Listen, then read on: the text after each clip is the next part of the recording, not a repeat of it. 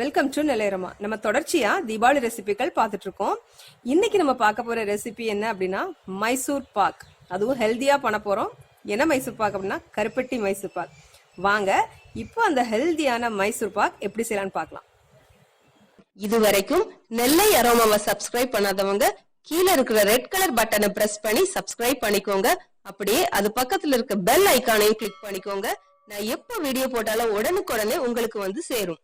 இந்த கருப்பட்டி மைசூர் பாக் செய்யறதுக்கு அடுப்பை ஆன் பண்ணி ஒரு கடாய் அடுப்புல வச்சுக்கோங்க. இதுல 1 டீஸ்பூன் நெய். இந்த நெய் உருகட்டும். நெய் உருகினதும் இதுல 1 கப் கடலை மாவு. இத போட்டு நிறம் மாறாம வறுத்து எடுத்துடலாம்.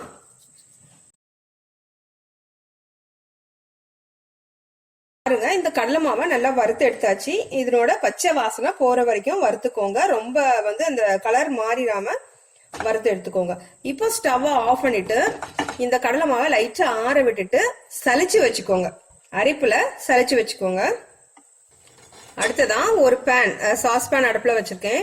இதுல 300 கிராம் கருப்பட்டி சேர்த்துடலாம். பாம் சுகர் இது சேர்த்துட்டு இந்த கருப்பட்டிய நல்லா கரையிற அளவுக்கு தண்ணி விட்டுலாம். அதாவது கருப்பட்டி மூழ்கிற அளவுக்கு தண்ணி விட்டுக்கோங்க. அதிகமா தண்ணி விடாதீங்க. கருப்பட்டி மூழ்கிற அளவு தண்ணி விட்டு இந்த கருப்பட்டி நல்லா கொதிச்சு கரையட்டும். ஏன்னா இந்த கருப்பட்டியில நிறைய தூசி எல்லாம் இருக்கும். அதை வடிகட்டுறதுக்காக இப்ப அந்த கருப்பட்டி கரையட்டும். அந்த கருப்பட்டி எல்லாம் நல்லா கரைஞ்சி கொதிச்சுட்டு இப்போ இந்த கருப்பட்டி பாகை இறக்கிடலாம். கருப்பட்டி பாகை இறக்கிட்டு அதே அடுப்புல நம்ம மைசூர் பாக் செய்ய போற அந்த கடாயை அடுப்புல வச்சுக்கோங்க. அடுப்புல வச்சுட்டு இந்த கருப்பட்டி பாகை இதுல நல்லா அரிச்சு ஊத்திடலாம். ஒரு அரிப்பு வச்சு அரிச்சுக்கோங்க.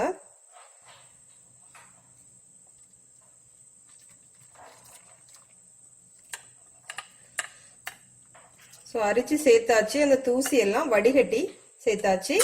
இப்போ அந்த சேர்த்திருக்க பாகு கொதிக்கட்டும்.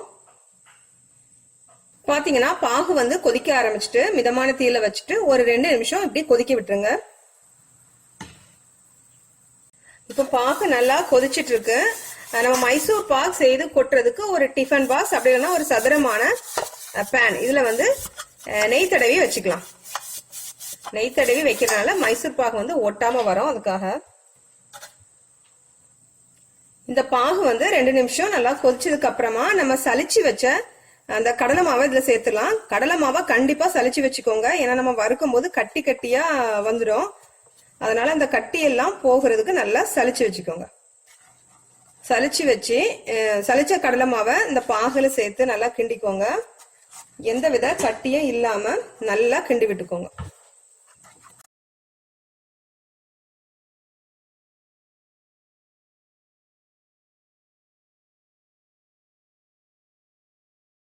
இப்ப பாத்தீங்கன்னா எல்லா கடலை மாவையும் இதுல சேர்த்தாச்சு. முதல்ல மாவா மிதந்த மாதிரி இருக்கும். நம்ம கிண்ட கிண்ட அந்த பாகு கொதிக்க கொதிக்க கிண்டும் போது அந்த மாவு எல்லாம் நல்லா கரைஞ்சிரும். லைட்டா கட்டி இருந்தா கூட நம்ம கிண்ட கிண்ட அது கரைஞ்சிரும். இது ஒரு 1 நிமிஷம் போல இப்படி கிண்டிட்டே இருங்க. அதுக்கப்புறமா நம்ம எண்ணெய் சேர்க்க ஆரம்பிக்கலாம். இப்போ பாருங்க, அந்த மாவு எல்லாம் எந்த வித கட்டியும் இல்லாம நல்லா கலந்து விட்டாச்சு. நல்லா கொதிக்க ஆரம்பிச்சுட்டு இந்த ஸ்டேஜ்ல நம்ம எண்ணெய் சேர்க்க ஆரம்பிக்கலாம். ஆக மொத்தம் இதுல மொத்தமா 1.5 கப்ல இருந்து 2 கப் வரைக்கும் ஃபேட் தேவைப்படும். அதாவது எண்ணெய் அப்படி இல்லைன்னா நெய், இல்லாட்டி எண்ணெயும் நெய்யும் கலந்து. நான் எண்ணெயும் நெய்யும் கலந்துதான் எடுக்கிறேன். முதல்ல 1 கப் ஆயில் எடுத்திருக்கேன், சன்ஃபிளவர் ஆயில். இதை கொஞ்சம் கொஞ்சமா நம்ம சேர்த்துடலாம். கொஞ்சம் கொஞ்சமா சேர்க்கும் போது அந்த சேர்த்த எண்ணெய் எல்லாம் உள் வாங்கினதுக்கு அப்புறமா அடுத்த பேட்ச் எண்ணெய் அதே மாதிரி நம்ம கலந்து விட்டுட்டே இருக்கலாம்.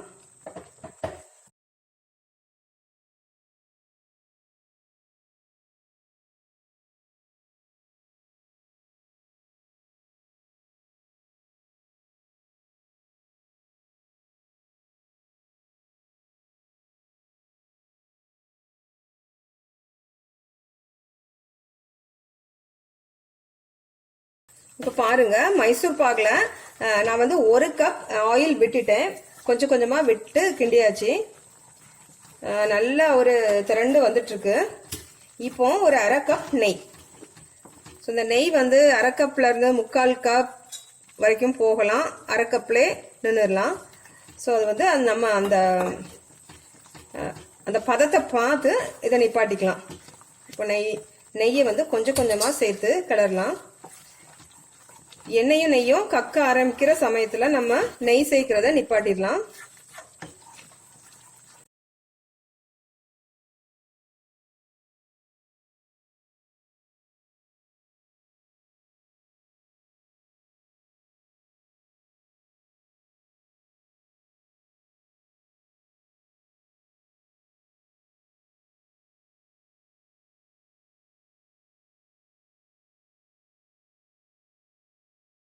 இப்போ பாத்தீங்கன்னா மைசூர் பாக் வந்து அந்த பதம் வந்துட்டு, இது பதம் எப்படி தெரியும் அப்படின்னா இப்படி பொறிஞ்சு பொறிஞ்சு வரும் அடியில இருந்து. இப்போ மைசூர் பாக் பதம் வந்துட்டுன்னு அர்த்தம். நான் வந்து எனக்கு வந்து 3/4 கப் அளவு நெய் தேவைப்பட்டுச்சு. எண்ணெய் வந்து 1 கப் எண்ணெய். இப்போ இந்த மைசூர் பாக்கை நம்ம நெய் தடவின தட்டுக்கு மாத்திடலாம். அந்த மைசூர் பாகை வந்து நான் நெய் தடவின அந்த ட்ரேக்கு வந்து மாத்திட்டேன். ஸ்பூனில் பின்னாடி வந்து கொஞ்சமாக எண்ணெய் இல்லைன்னா நெய் தடவிட்டு இதை கொஞ்சம் சமப்படுத்தி விட்டுக்கோங்க. இப்போ இந்த மைசூர் பாக் வந்து ஆறட்டும். ஆறுனதுக்கு அப்புறமா நம்ம கட் பண்ணி எடுக்கலாம். இதை அப்படியே ஆற விட்டுருங்க. இப்போ கொஞ்சம் வந்து ஒரு 10 நிமிஷம், 10லேருந்து 15 நிமிஷம் இதை வச்சிருங்க. கொஞ்சம் லைட்டாக ஆறுனதுக்கு அப்புறமா நம்ம கோடு போட்டு வச்சிடலாம். அப்புறமா நல்லா ஆறுனதுக்கு அப்புறமா இந்த ட்ரேல இருந்து நம்ம வெளியே எடுத்துடலாம்.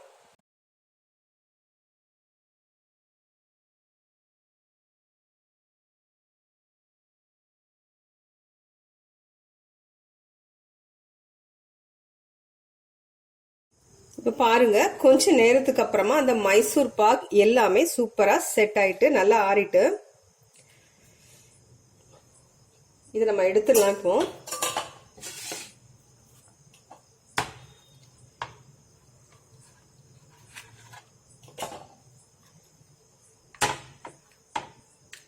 பாருங்க எவ்வளவு அழகா செட் ஆயிடும். கொஞ்சம் டைம் கொடுத்தா அது நல்லா செட் ஆயிடும். ரொம்ப கஷ்டமே இல்லை. ரொம்ப ஐயோ பதம் வராதோ அப்படின்லாம் நல்ல அழகா உங்களுக்கு பதம் வந்துடும். ரொம்ப அருமையான ஹெல்த்தியான கருப்பட்டி மைசூர் பாக். டேஸ்ட்டுமே நம்ம நெய் எண்ணெய் எல்லாம் சேர்த்துருக்கிறதுனால ரொம்பவும் நல்ல டேஸ்டா வாசனையா இருக்கும். கண்டிப்பா அதை ட்ரை பண்ணி பாருங்க இந்த தீபாவளிக்கு. இந்த வீடியோ பிடிச்சிருந்தா லைக் பண்ணுங்க, ஷேர் பண்ணுங்க. மறக்காம நெல்லை அரோமாக்கு சப்ஸ்கிரைப் பண்ணுங்க. தேங்க்யூ.